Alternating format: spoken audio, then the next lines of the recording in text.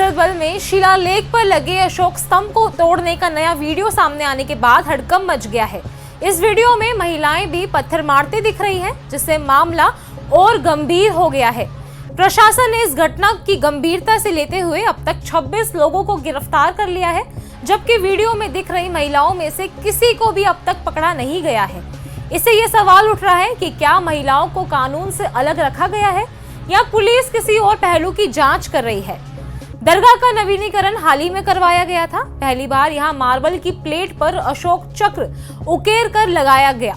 ये राष्ट्रीय प्रतीक वहां लोगों के दान से लगाया गया था और इस विशेष धार्मिक अवसर ईद-ए-मिलाद-उन-नबी के मौके पर आम जनता के दर्शन के लिए खोला गया।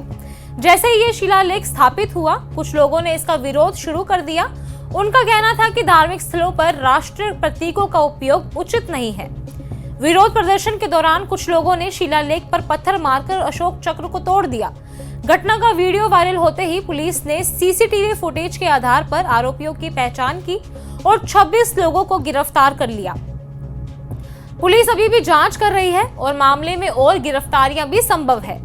राष्ट्रीय प्रतीकों का अपमान भारतीय कानून में गंभीर अपराध माना जाता है। भारतीय न्याय संहिता की धारा 124 के तहत राष्ट्रीय प्रतीकों का अपमान करने पर 3 साल तक की कैद या जुर्माना या दोनों ही सजा हो सकती है। पुलिस ने इसी धारा के तहत एफआईआर दर्ज कर कार्रवाई शुरू कर दी है। यदि दोषी साबित होते हैं तो उनकी सजा कड़ी से कड़ी मिल सकती है। साथ ही मामले में धर्म और राजनीति का पहलू भी जोड़ा गया है, जिससे जांच और अधिक जटिल भी हो सकती है। इस घटना ने जम्मू कश्मीर समेत देश भर में राजनीतिक बयानबाजी को जन्म दे दिया है। डॉक्टर फारूक अब्दुल्ला, उन्होंने कहा कि दरगाह शांति और सौहार्द का प्रतीक है। अशोक चक्र लगाने की कोई आवश्यकता नहीं थी। उन्होंने इसे दुर्भाग्यपूर्ण घटना बताया और इसे समाज में नकारात्मक संदेश देने वाला बताया। ये दरगाह जो बनी है यहाँ के लोगों के या कोई भी जो यहाँ पे ज़ियारतें हैं वो यहाँ के लोगों के पैसे से बनी हुई है, किसी के मेहरबानी से नहीं बनी। मगर इन्होंने जो गलती की, इन्होंने वहाँ बोर्ड लगाया, वो लोगों को पसंद नहीं आया। उन्होंने कहा ये गलत है और उसको करना नहीं चाहिए था। बहुत गलत किया उसने। अब उसके बाद एफआईआर वगैरह अब देखिए, अब इनको मुझे समझ आती है कि इनको समझ आनी चाहिए कि यहाँ के लोग ये बर्दाश्त नहीं करते। हम अमन पसंद है और हम अमन पसंद ही मैं ये समझते हैं कि इनको ये समझ जाना चाहिए ये गलत है, ऐसे काम करने नहीं चाहिए। वही उमर अब्दुल्ला, मुख्यमंत्री जम्मू कश्मीर ने, उन्होंने कहा कि धार्मिक स्थलों पर राष्ट्रीय प्रतीकों का उपयोग नहीं होना चाहिए क्योंकि ये लोगों की धार्मिक भावनाओं को आहत करता है। उन्होंने सवाल उठाया कि अशोक चक्र लगाने की जरूरत ही क्या थी। मैंने अभी तक किसी भी मजहबी दायरे में, किसी भी फंक्शन में इस तरह का एम्बलम का इस्तेमाल होते हुए नहीं देखा है। तो क्या मजबूरी बनी थी कि हजरत बल के इस प्रोग्राम, इस पत्थर पे एक तो एम्बलम इस्तेमाल और फिर पत्थर लगाने की क्या ज़रूरत थी ना? क्या काम काफ़ी नहीं था? दरगाह हजरत बल को ये सूरत जो है, ये शक्ल शेर कश्मीर शेख मोहम्मद अब्दुल्ला ने दिया था। मुझे तो बताइए ना, कहीं पे उन्होंने ऐसा पत्थर लगाया? आज भी लोग उनके काम को याद करते हैं इस बात के बावजूद कि उन्होंने वहां अपने नाम का कोई पत्थर नहीं लगाया। वहीं दरख्शन अंद्राबी, वक्फ बोर्ड की चेयरपर्सन, उन्होंने कहा कि ये घटना संविधान पर चोट है और विरोध करने वालों को उपद्रवी व आतंकवादी करार दिया।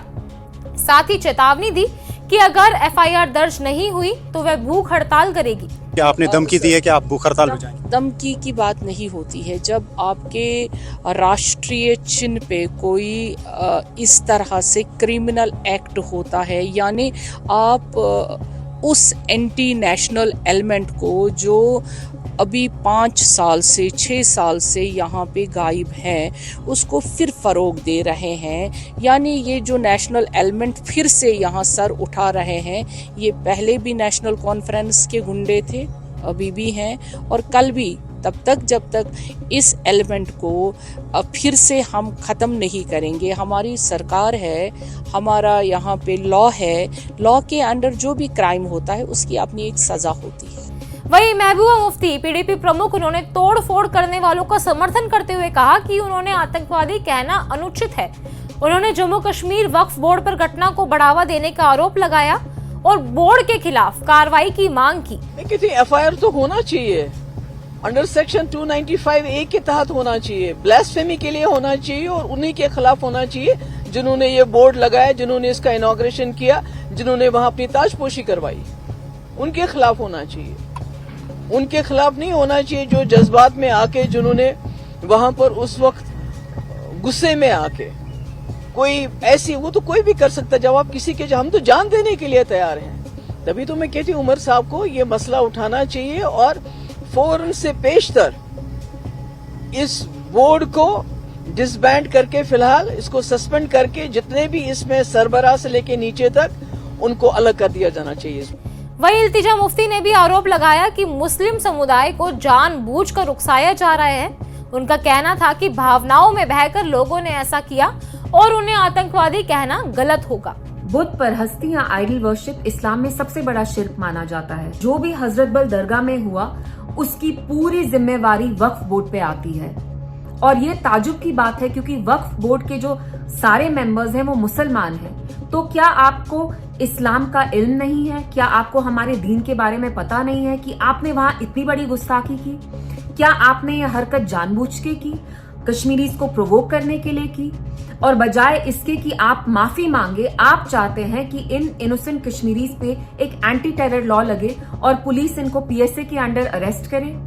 तो मेरी जो यहाँ अथॉरिटीज हैं उनसे यही अपील होगी कि सबसे पहले आप इन्हीं लोगों को बुक करें जिनने जानबूझ के यहाँ के लोगों को प्रोवोक करने की कोशिश की।